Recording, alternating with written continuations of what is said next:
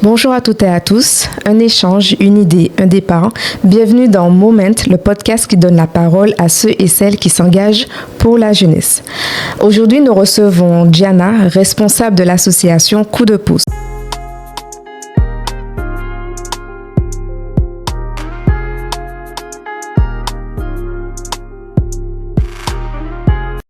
Mais avant de commencer, n'oublie pas de t'abonner sur YouTube et Spotify, de liker, de commenter et de t'abonner. Bonjour Diana, heureuse de t'avoir avec nous aujourd'hui. Bonjour Sylvia, c'est un plaisir pour moi. Alors Diana, on t'invite aujourd'hui, c'est pour savoir un petit peu, pour parler de l'association et savoir un petit peu comment l'association est née. Alors, nous sommes une jeune adolescente, qui va fêter cette année ses 16 ans.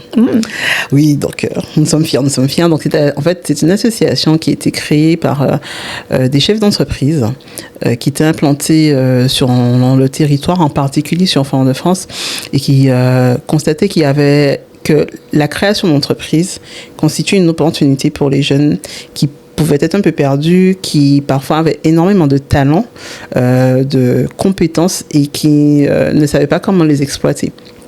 Donc, ils se sont réunis avec le soutien des institutions. Ils ont choisi de créer cette association Coup de pouce. Pour accompagner ces jeunes. D'accord. Donc, tu dirais que en fait, l'association a été créée plus par un manque ou plutôt par un besoin? L'association a été créée par une vision. Je ne réponds pas à ta question, mais je le vois plus comme une vision. Honnêtement, il y a 16 ans, c'était un peu un précurseur, un besoin. Je ne suis pas sûre que les jeunes voyaient ça comme un besoin. Oui. Peut-être les institutions, oui, parce que justement, ils cherchaient à tout simplement évoluer dans un cadre légal pour pouvoir permettre à ces jeunes d'évoluer professionnellement. Et ce cadre légal, le cadre qui leur était proposé, donc le salariat, ne leur convenait pas parce que soit il n'y avait pas de boulot qui leur permettait de valoriser leurs compétences, soit ils avaient des parcours de vie qui étaient compliqués, c'était difficile de se faire embaucher avec ces parcours. Et c'est l'ensemble de ces différents points, de ce contexte assez atypique qui a fait émerger le projet associatif et cette vision de ce que pourrait devenir le monde et ce que pourrait être notre territoire. D'accord, je comprends. Mais du coup, quel est ton rôle justement au sein de cette structure? Et puis raconte-nous un petit peu ton parcours justement. Depuis 16 ans, tu es en poste ou bien il y a du changement? Alors, je ne suis pas en poste depuis 16 ans, mais je connais l'association depuis 16 ans. J'ai eu la chance d'être là au moment où l'association a un peu été créée. Alors, j'étais pas dans l'association, mais je connaissais un peu ceux qui ont initié le projet. J'ai eu l'opportunité moi-même d'y faire un stage pour justement compléter un peu mon parcours professionnel, parce que du coup, moi, je suis issue d'une formation assez typique dans la communication. Sauf qu'à l'époque, en dépit de ce que l'on voit à mon grand âge, la communication n'était pas ce qu'elle était. Et parce qu'on disait, mais si tu vas faire de la radio, des choses comme ça, ce qui n'était absolument pas mon intérêt. Donc, j'ai eu l'opportunité de faire le stage et de voir de l'intérieur ce qu'on faisait avec les jeunes, ce que l'association était en capacité d'apporter. Qu'est-ce qu'on faisait du coup concrètement, excuse-moi? Alors, concrètement, on allait dans les quartiers. On présentait aux jeunes et aux populations. Faut bien comprendre qu'on n'est pas que pour les jeunes. C'était quoi la création d'entreprise? Quelles étaient les difficultés qu'ils pouvaient rencontrer, en quoi ça pouvait être une opportunité, en les mettant en relation avec des structures telles que l'ADIE, qui était aussi partenaire, donc qui leur expliquait comment financièrement l'impact que ça peut avoir pour eux dans leur vie professionnelle comme personnelle, et on les accompagnait dans les différentes démarches pour se lancer. D'accord. Donc, que ce soit pour juste faire les documents administratifs, donc remplir des papiers concrètement, ou comme échanger des idées, puis leur permettre de se dire, oui, je peux me lancer, non, c'est pas le moment, parce que clairement, c'est aussi ça, les valeurs qu'on l'emporte. Oui, la création d'entreprise est une opportunité, mais ce n'est pas forcément la réponse pour tout le monde. D'accord, je vois. Voilà. Donc voilà, c'était ça. Et j'ai eu un parcours, après j'ai travaillé ailleurs et je suis du coup en poste depuis maintenant 7 ans. D'accord. Et ça fait 7 ans, du coup, que j'ai la joie de travailler à l'association Coup de pouce. D'accord. Mais du coup, tu accompagnes quel genre de public? Alors, aujourd'hui, on accompagne un peu tout le monde. Alors, c'est une réponse assez facile, mais c'est tellement vrai. Parce que je vais être trop longue si je dois dire toutes les personnes qu'on est en capacité d'accompagner. Mais on accompagne, que ce soit la personne de 60 ans, 70 ans, comme le jeune de 18 ans qui a juste une idée, comme la jeune de 19 ans qui a envie de faire quelque chose, qui est à fond dans la création d'entreprise, mais qui ne sait pas comment faire. C'est vraiment tout le monde. Après, nous, notre spécialité, si je puis dire, c'est de pouvoir être l'oreille des personnes qui ont une idée, qui se disent mais et si, et de pouvoir leur dire voilà ce qui se passe, voilà ce à quoi vous devez vous attendre, voilà les opportunités que vous aurez. Maintenant, la décision vous revient. Donc, on est vraiment au début de la création d'entreprise. Nous ne sommes pas sur du financement, on n'est pas sur du développement, on est vraiment au tout début, au moment où on se pose des questions, on se dit et si je me lance, qu'est-ce que ça va donner? Qu'est-ce que j'aurai à faire? Et là, nous sommes là pour apporter les réponses. Mais du coup, c'est quoi vraiment un accompagnement type? Est-ce que tu auras un exemple à nous donner ou bien quelqu'un que tu as suivi qui t'a marqué? Pourquoi pas? Alors, quelqu'un que j'ai suivi qui m'a marqué, c'est pas quelqu'un qui a créé. C'est pas quelqu'un qui a créé, c'est une jeune femme qui avait une carrière très classique en banque. Très clairement. Et elle avait envie de se réorienter. Elle a fait une formation pour être... le terme me passe en fait, pas prêtre, mais pouvoir... de l'éloppement. D'accord. C'est ceux qui... qui accompagnent les mariés et qui animent les mariages, c'est-à-dire qui vont lire les vœux, préparer les vœux avec les mariés, etc. C'est pour tous ceux qui veulent se marier laïquement, comme on dit chez nous. Donc, ils vont pas passer ni devant, qui vont pas passer à l'église, qui vont juste aller à la mairie, puis après, qui ont envie de faire une cérémonie juste avec leur famille, ou voir parfois des personnes qui sortent des États-Unis ou d'ailleurs et qui viennent spécialement se marier en Martinique. Donc, oui, ça existe. D'accord, je ne connaissais pas non plus. On appelle ça l'éloppement. Okay. Et elle voulait se réorienter dans ça. Elle s'est formée tout. Et on a commencé à faire son dossier. Donc nous, on est vraiment surtout la première partie, l'étude de marché, où là, on étudie vraiment ce qui se passe dans ce domaine d'activité. Et je me souviens, mon Dieu, elle m'appelait tout le temps. Elle venait au bureau une fois par semaine, on avait un rendez-vous. Et elle travaillait sur son dossier, on prenait plaisir. Franchement, c'était un plaisir d'échanger avec elle. Donc, sur l'accompagnement, pour répondre aussi à ta question, donc, nous, c'est beaucoup d'autonomie. Donc, jusqu'à l'année dernière, nos accompagnements étaient gratuits, en tout cas ils étaient financés. Donc, ceux qui venaient nous voir n'avaient rien à payer, mais cela nécessitait de l'autonomie de leurs parents. D'accord. Donc, moi, je lui donne un document qui explique ce qu'elle doit faire. Elle commence à travailler chez elle, ensuite elle me l'envoie et moi, je retravaille sur son document et on se voit pour faire une séance de travail comme ça. On avance ensemble, elle a des questions, j'y réponds tout de suite et surtout, le document est monté, le dossier est monté parce que sinon, si on ne fait que se voir, en vrai, le dossier ne sort jamais de terre et la première marche, c'est celle-là et c'est souvent parfois la plus compliquée. Donc, notre rôle est de les accompagner à franchir cette première marche en rédigeant concrètement un dossier. D'accord. Donc, on a travaillé sur son dossier, elle a trouvé des infos sur les cérémonies de mariage, depuis quand ça dure, à partir de quel moment on a commencé à mettre un prêtre. C'était extraordinaire, on s'est vraiment amusé, mais au final... Elle n'a pas créé parce qu'elle a eu une autre opportunité et elle s'est rendue compte qu'au stade où elle en était, il lui fallait de la stabilité avant de pouvoir se lancer dans une entreprise qui serait pour elle une passion, quelque chose qui lui tenait à cœur, mais ce ne serait pas forcément quelque chose qui lui permettrait tout simplement de manger tous les jours. D'accord. Pour moi, c'est aussi une réussite parce que quand on crée, mais que ce n'est pas le bon moment pour soi, ça peut conduire à de plus grosses difficultés. C'est vrai qu'on a souvent tendance à penser que partir de la création, c'est partir de quelque chose et tout de suite, on va réussir. Au bout de 3 ans, l'entreprise sera stabilisée, il y aura un revenu et puis tout va bien se passer en fait. C'est malheureusement pas souvent le cas. En fait, il y a des fois, oui, ça peut fonctionner. Ça dépend de l'activité, ça dépend de pourquoi on crée son entreprise. Ça dépend dans quelles circonstances on les crée. Si on est prêt à ça aussi, parce qu'il faut être prêt, non seulement économiquement parlant, mais personnellement aussi, parce que ça va demander beaucoup d'investissement. Et si on a d'autres, pas forcément des difficultés, mais si on a d'autres priorités, si on vient d'avoir un enfant, si on n'est pas prêt soi-même, si on n'est pas bien entouré, peut prendre plus de temps. D'accord. Et c'est quelque chose qui est très important et auquel on ne pense pas, c'est aussi savoir qui on est. Moi, j'ai créé il y a quelques années une entreprise qui a peut-être fonctionné pendant 2 ans. Et rapidement, je me suis rendu compte que je ne suis pas une commerciale. Je déteste négocier. Seigneur Dieu, c'est horrible. Négocier, aller parler aux gens, mais pas du tout, ce n'est pas pour moi. Oui, j'étais dans la communication. Voilà, c'est ça. On est d'accord. Et en fait, ça a fonctionné 2 ans parce que j'ai eu la chance d'avoir, dès le départ, un contact qui m'a permis d'avoir différents contrats. Mais quand il fallait après négocier pour aller voir d'autres personnes, ça ne matchait pas. Et ça, je l'ai appris. J'ai compris que, non, cet aspect de la création d'entreprise, en tout cas du fonctionnement d'entreprise, je n'ai pas ces compétences-là. Donc, j'ai arrêté mon activité.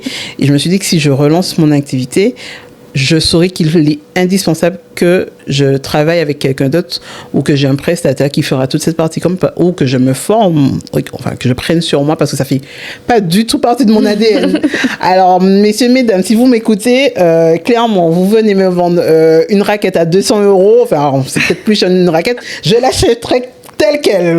Je dis ça comme ça. Donc voilà. Donc je fais le choix de ne pas créer. D'accord. Donc, voilà. Mais du coup, vers quel genre de difficultés justement ces gens-là peuvent rencontrer du coup au moment de la création? Alors les premières difficultés, il ne faut pas se mentir, c'est déjà administratif. Ouais. C'est souvent les toutes premières difficultés. C'est quelles sont les étapes que j'ai à franchir, quels sont les documents que j'ai à faire. Mais je ne comprends pas ce document. Mais qu'est-ce que les gens me demandent? Je ne comprends pas. Et en fait, notre rôle est un peu de traduire ce que veulent les institutions dans leur langage. Leur dire, ben voilà, une étude de marché, je prends souvent le même exemple parce qu'il me parle. C'est savoir ce qui se passe sur son territoire. Moi, je ne vais pas me baigner si je ne vois pas le fond de l'eau. Les gens, sachez qu'il y a des poissons dans l'eau. Je ne me baigne pas. C'est la même chose. Si on crée une activité, il faut savoir ce qui se passe. Et il y a des cadres. Il y a un cadre. Et malheureusement, on peut proposer tout l'accompagnement possible. Je ne parle pas que de l'association Coup de pouce, mais de nos partenaires aussi. Le cadre, il existe. Il est national, il est européen, il est international. C'est soit on rentre dedans, soit on ne rentre pas dedans. C'est simple. Ça, c'est vraiment l'une des premières difficultés. Après, une fois qu'on a passé ce premier cap, il y a la money. Ça aussi, c'est aussi une grosse difficulté parce que entre le moment où on fait le dossier et le moment où on veut se lancer, mais parfois on a fait plein de démarches, les fonds qu'on avait consacrés, ils n'existent plus. Entre-temps, la législation peut avoir changé. Finalement, il faut mettre plus ceci, plus d'argent, moins ça. Et puis, qui me répond? Qui va me financer? Dans quel délai? Oui, l'argent est rare pour tout le monde. L'État, les gens. Donc, du coup, parfois, ça peut être un peu compliqué. Tu dirais que sur cette partie-là, il y a de plus en plus de difficultés de trouver de l'argent, de l'aide pour la création. Clairement, c'est de plus en plus compliqué. Je vais employer un mot, un adjectif que moi, j'adore. Souvent, parfois, on peut le prendre de façon négative, mais je trouve qu'il est tellement symbolique, il faut être stratégique. La stratégie, c'est le maître mot. Si on sait qu'on va créer, on sait qu'on aura besoin à partir de telle période, tel moment, il faut se renseigner. Aujourd'hui, les délais sont parfois un peu longs pour avoir des financements. Ça peut aller de 3 mois à 6 mois. Ouais.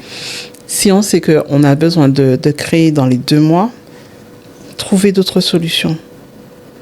Donc, il faut pouvoir réfléchir, il faut savoir ce qu'on veut. On ne peut pas y aller la bouche en cœur, la fleur au fusil. Non, les gens. Non. Stratégie, c'est le maître mot. Et est-ce que Coup de pouce est là justement pour aider un petit peu sur cette stratégie? C'est notre rôle. En tout cas, d'éclairer, d'expliquer, de donner, présenter la réalité telle qu'elle est, pas telle qu'on souhaiterait qu'elle soit. Et de leur dire, tu vois ça, ton activité.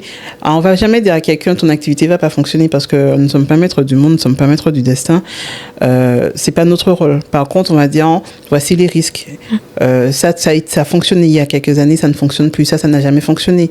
Mais ce qui n'a pas fonctionné il y a 10 ans peut fonctionner maintenant. Donc, on est là pour leur apporter des informations, pour leur dire voici les possibilités qui s'offrent à toi. Voici les conditions, voici les personnes à qui tu peux t'adresser et voici les délais. Donc, sache que si aujourd'hui tu te lances, ce sera dans tant de temps que tu devras faire ça, voici ce dont tu auras besoin, etc. L'objectif, c'est qu'ils puissent faire un choix éclairé. C'est vraiment ça notre objectif. Qu'ils continuent ou pas leur démarche, c'est pas important pour nous. C'est pas qu'ils créent ou pas, ça n'a pas d'importance. L'important, c'est que le choix qu'ils feront, ils le feront en leur âme et conscience, en connaissance de cause, et que demain matin, si ça ne fonctionne pas, ils seront en capacité d'assumer ce choix. Et à travers l'association Coup de pouce, c'est l'une des valeurs que l'on porte, et c'est ce qu'on essaie de mettre en place à travers tous nos dispositifs. D'accord. Voilà. Effectivement, tu parles de dispositifs, on va en revenir tout à l'heure sur l'espace jeunesse, mais pour continuer un petit peu avec Coup de pouce, donc on a parlé un petit peu des difficultés que le public pouvait rencontrer, mais vous, en fait, quelle serait votre plus grosse difficulté au sein de la structure ? Alors aujourd'hui, clairement, comme pour tout le monde, c'est le financement. Nous sommes une association en 1901. À ce titre, nous ne faisons aucun bénéfice. Nous devons faire des bénéfices. Et contrairement à une idée reçue, donc je profite de l'opportunité que tu me donnes pour le répéter. En tant qu'association, nous sommes une entreprise qui a un numéro SIRET différent de ceux que les autres utilisent. Mais nous fonctionnons comme une entreprise et nous devons faire un bénéfice. Ça veut juste dire que notre bénéfice ne sera pas reversé à des actionnaires, c'est juste que ces bénéfices vont être utilisés pour nos actions. Sauf qu'aujourd'hui, le modèle associatif était créé sur la base des financements octroyés par l'État. La participation des bénéficiaires est nécessaire, mais on est conscient que ce qu'on propose, peu importe la valeur de nos compétences, tout le monde n'a pas la capacité de payer justement ces prestations-là. Donc, les associations, nous sommes là pour aider, pour accompagner le tissu local, pour pouvoir donner des opportunités aux gens, sans pour autant leur demander de payer des milliers d'euros. Donc, on est un peu aujourd'hui dans à cette croisée des chemins où on n'a plus de financement de l'État ou des collectivités, ou en tout cas on en a beaucoup moins. Et cette nécessité de demander aujourd'hui à nos bénéficiaires, à ceux qui viennent nous voir, de participer un peu financièrement, mais tout en restant à leur portée. Et clairement, c'est compliqué parfois. C'est compliqué parce qu'on a des personnes qui veulent vraiment se lancer dans la création d'entreprises, qui ont vraiment besoin d'un coup de pouce, mais qui malheureusement sont au stade où ils doivent compter les sous dans leur porte-monnaie. Donc, on essaye, nous, de travailler encore une fois sur notre stratégie, en priorisant nos dispositifs, nos actions, en trouvant des solutions pour continuer à survivre par moment, tout en maintenant une qualité de prestation et d'accompagnement. D'accord. Et qu'est-ce qui fait qu'aujourd'hui, Coup de pouce n'est pas juste une structure de plus sur le territoire ? Déjà, notre ancienneté. Ça, je crois qu'on a de la fierté. Honnêtement, là, aujourd'hui, on marque la tête haute quand on vient et qu'on dit « Ah, mais j'ai entendu parler de vous !» Je sais. Et les valeurs que l'on porte et la façon dont on accompagne. Parce que ceux qui voudront venir à Coup de pouce, ils verront. Tous les conseillers qui sont là, alors nous ne sommes pas nombreux, nous sommes une petite équipe aujourd'hui de 4. On peut en citer les nommer. Alors, mon binôme direct, c'est Alexis, monsieur Alexis Porino, qui est gestionnaire administratif et financier de la structure. Donc, c'est lui qui fait toute la compta, vous savez, les petits papiers, là, les gens comme moi qui n'aiment pas les papiers, c'est lui. C'est le maître mot. Il y a Gérald Etienne, qui est le responsable de l'espace jeunesse, donc le dispositif dont on parlera tout à l'heure, et Élodie Gestel, qui est du coup sa binôme à Gérald sur la partie jeunesse, qui est une médiatrice jeunesse. Donc voilà pour les citer, j'espère qu'ils apprécieront. Et du coup, je ne sais plus de quoi question. C'est ça en C'est fait. ça, oui. Qu'est-ce qui fait en fait que Coup de pouce n'est pas juste une structure de plus? Le cœur que nous mettons dans l'accompagnement, vous verrez, donc voilà, quand vous venez à l'association, vous verrez, ne soyez pas surpris, nous sommes en sandales, nous sommes décontractés. Honnêtement, quand on doit mettre des chaussures, c'est compliqué, on se prépare psychologiquement, mais nous sommes tels que nous sommes. Ouais. En fait, il n'y a pas de faux semblants. Et on essaye de faire notre maximum. On ne dit pas qu'on y arrive, mais on fait de notre mieux et on fait en sorte, en tout cas, d'être sincère avec nos porteurs de projets. Enfin, en tout cas, avec tous ceux qui viennent, pas que les porteurs de projets. Leur dire les choses telles qu'elles sont et de les aider du mieux qu'on peut. Je pense que c'est peut-être ça qui fait la différence. Ça peut faire la différence, effectivement. C'est comme au McDo, venez comme vous êtes, c'est ça? Le pire, c'est que je prends souvent cet exemple-là. C'est exactement ce que je dis aux gens. Donc, je pense que nous sommes nombreux à effectivement apprendre à cette expression. Et mais du coup, avant de partir sur l'espace jeunesse, comment on peut vous contacter pour Coup de pouce? Alors, même chose, venez comme vous êtes, mais surtout venez par WhatsApp. Nous appeler, c'est compliqué, je ne vais pas mentir, donc n'hésitez pas à nous envoyer un WhatsApp ou un mail. Alors pour le numéro de téléphone, c'est le 06 96 04 42 99. Et l'adresse mail, c'est coupdepouce, COUPDEPOU2S, @gmail.com. Merci Diana. Avec plaisir. Et du coup, ce fameux espace jeunesse, un lieu de rencontre pour la jeunesse, c'est ça? C'est the place to be.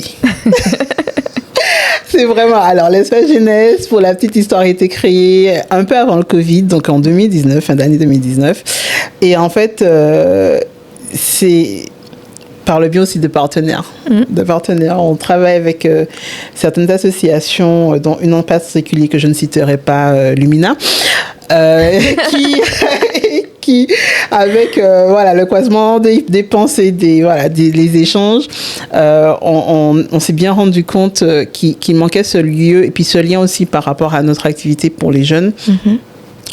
Où oui, ils veulent parfois créer, mais parfois ils ne savent pas où se former, ils ont des lacunes, enfin voilà, un lieu pour se retrouver également, pour pouvoir en décompresser, juste être là, poser et tout. Et c'est de là qu'est né l'espace jeunesse, qui est, comme son nom l'indique, un espace, c'est un lieu à part entière où les jeunes de 10 à 30 ans, oui je sais, 30 ans, grand max, je sais, après on est encore, mais... Nous sommes jeunes à 30 ans. Tout dépend des critères, mais oui, ça dépend, voilà.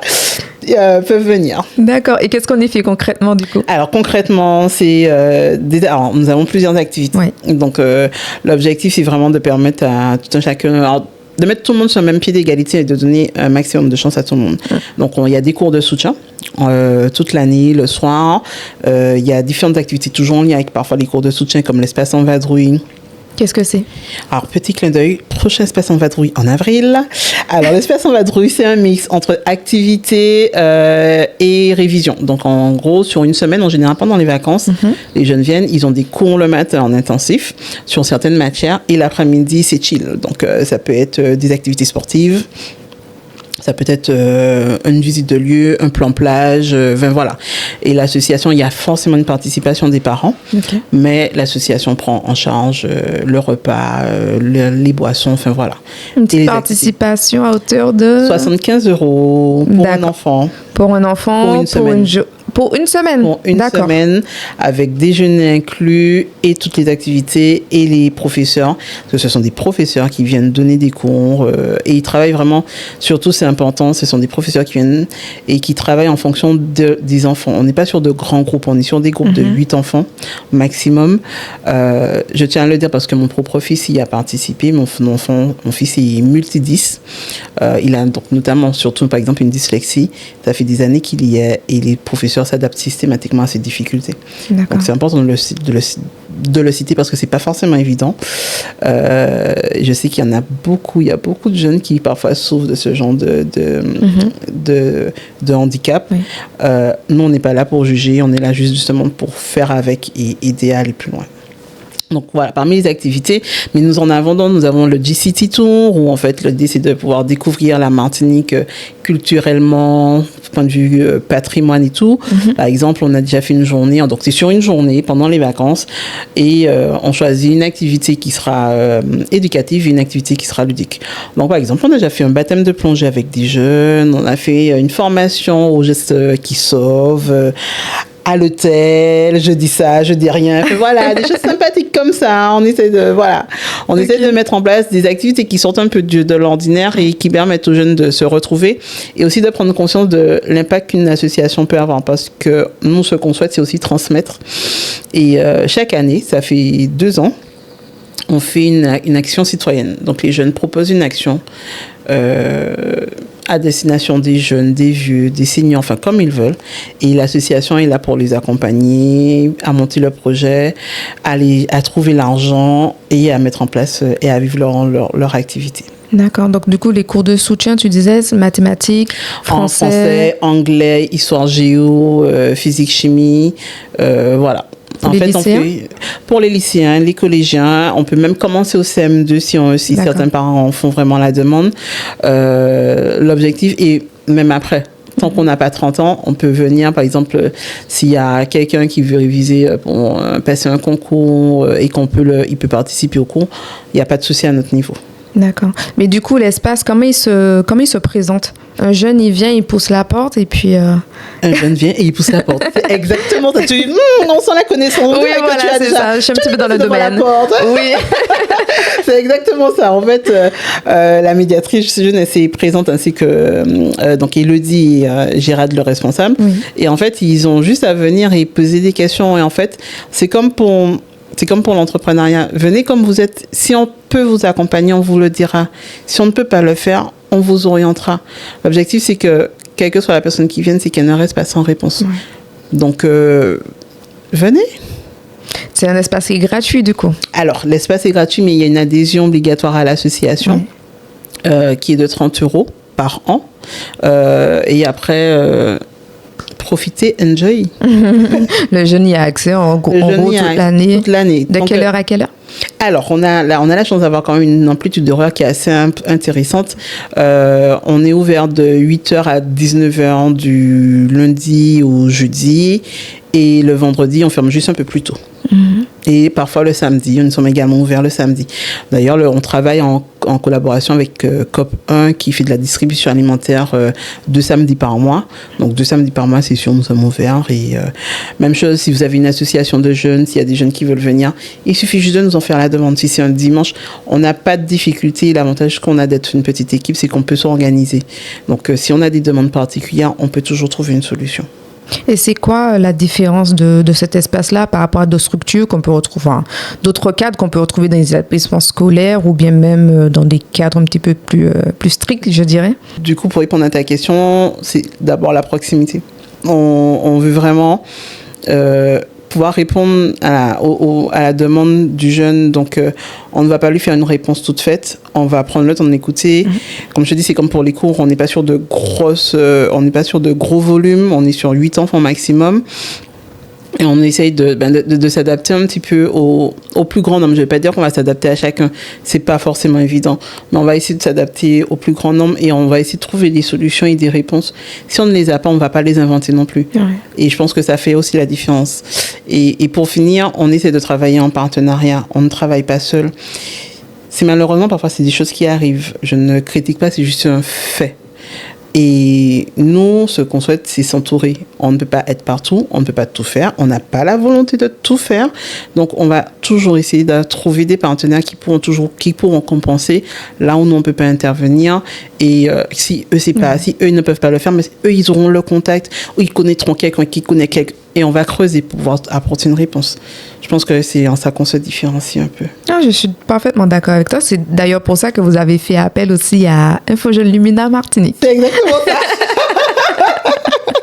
C'est exactement ça. C'est tout à fait ça. Et du coup, quel genre de jeunes viennent le plus souvent? Alors, honnêtement, ceux qui viennent le plus souvent, c'est ceux qui sont là depuis un petit moment. Ouais. Et du coup, après, ils ramènent les copains, les machins et tout.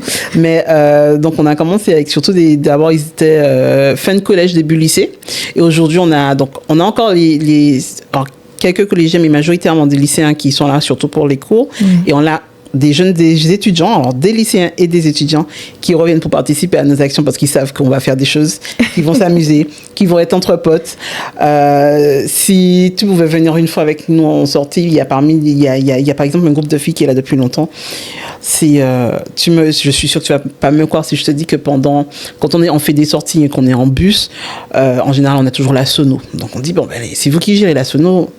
Et que les filles font des battles de chansons de dessins animés. Voilà. Des étudiantes. Et que tout le monde est derrière, que tout le monde, les plus jeunes, même quand il y a des plus jeunes qui font « Ouais, non, ça c'est tel dessin animé, ça c'est telle chose. » Et les Disney, et c'est là qu'on se regarde et on se dit « Ok, on les a perdus. » Mais c'est ambiance bon enfant. C'est ça. Et ça fait plaisir, et même nous, on joue le jeu. On essaie de voir, quand ils nous disent ouais, non, mais on en parle du repas, et que du coup, on se dit, bon, ok, on avoue le ragoût de cochon avec le riz. Ouais, non, la prochaine fois, on va faire du frit de poulet. Voilà, on essaie d'avoir un peu cette ambiance, comme je dis, c'est toujours en respectant le cadre. Nous sommes des adultes qui accompagnons des plus jeunes. Mais on peut quand même échanger, grandir, et puis parfois les interpeller sur des choses, et comme je disais, leur dire, et si on faisait autre chose? C'est ça. Et même d'eux-mêmes, en fait, on peut avoir des idées aussi, les aider à mettre en place des choses qu'ils veulent faire. Ça. Je sais que vous avez organisé une color party une fois. Oui, je suppose que c'était à l'initiative d'un jeune qui voulait exactement ça. C'est ça. Elle a voulu faire, elle avait envie de faire quelque chose. Elle discutait avec Elodie. Elle s'est dit, on fait une color party. C'est parti. Alors parfois, il n'y a que les potes et tout qui viennent, mais c'est pas grave. C'est ça l'espace jeunesse. Ça peut être une bande de potes. Ils sont 5, 6, 10 et qui veulent faire quelque chose ensemble. Les gars, pourquoi pas, faisons. Autant qu'on fasse quelque chose de constructif plutôt que de rester à ne rien faire. Donc, c'est sûr. Et qu'est-ce que tu vois de changer chez eux quand ils viennent, en fait, avec l'évolution? La façon dont ils regardent le monde après ça. Ouais. Parce que travailler avec une association, parce qu'on ne leur cache pas les choses, c'est les mettre en face aussi de la réalité de comment fonctionne le monde, de la nécessité, ouais, on fait des choses, mais il faut qu'on aille chercher l'argent. Et parfois, c'est eux qui nous disent non, qui disent aux autres, non, il faut payer, l'association n'a pas d'argent. Ou voilà. Et ça, ils prennent conscience du monde professionnel également, parce que quand on accompagne, qu'on fait des projets, il faut faire un dossier, il faut faire un courrier, et parfois il y a des délais à respecter. Oui, on va vous soutenir, mais il y a une hiérarchie à respecter.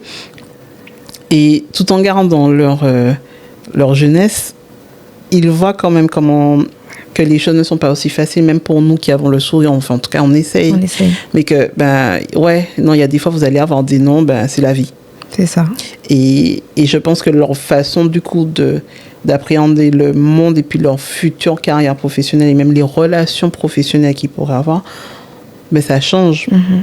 Puis l'implication ici qu'ils peuvent avoir, parce que, là encore, alors c'est pas tous, c'est ceux qui sont parfois les plus proches, mais qui peuvent venir nous donner des coups de main parfois pour peindre quelque chose, pour pouvoir faire ils s'impliquent dans l'association. Et ça nous fait plaisir, et je pense qu'eux aussi, dans leur façon d'évoluer, ça apporte quelque chose. Ouais, ça joue un rôle chez eux, en fait. Et il y a des fois, on est même étonné de les voir, en fait, autant s'initier, en fait, dans des actions, les voir revenir. Quelque chose qu'on n'aurait jamais pensé au début. C'est exactement ça. Ouais. Ah oui, tout à fait. Ils en redemandent. Ils en redemandent, et puis ils sont acteurs du changement. Et en vrai, quand on les voit après, c'est vrai. Voilà. Ouais. Et puis, la fierté qu'ils ont aussi de parler de l'association. Ouais. Oh, ça fait tellement chaud au cœur. C'est vrai.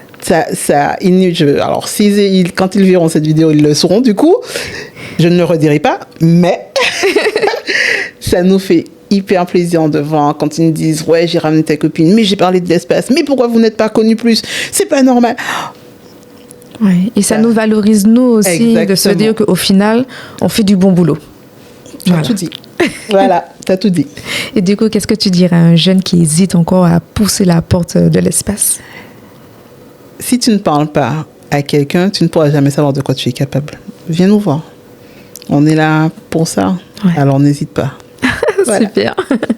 Et comment on fait pour vous contacter? Alors, du coup, pour contacter l'espace, c'est un autre numéro que celui de Coup de pouce. Donc, même chose, WhatsApp.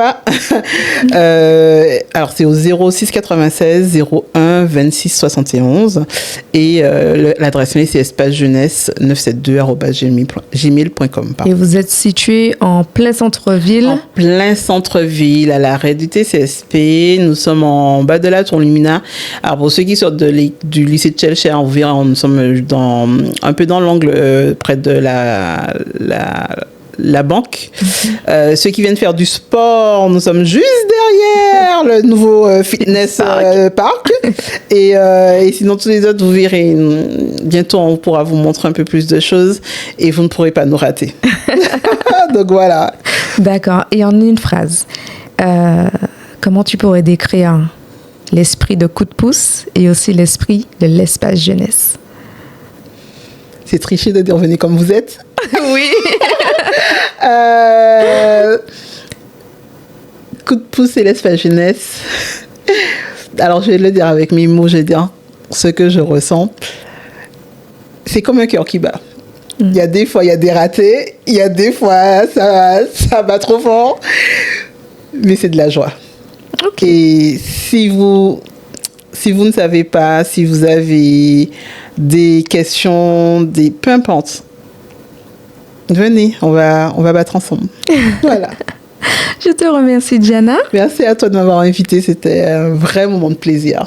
Un plaisir partagé. Super. Et du coup, je vais t'inviter à prendre le petit carnet qui se trouve juste derrière toi, de le remplir, de nous laisser un petit mot, une petite signature. OK. Et nous, on se retrouve pour un prochain podcast. Donc, n'oublie pas de liker, de commenter et de partager. À bientôt.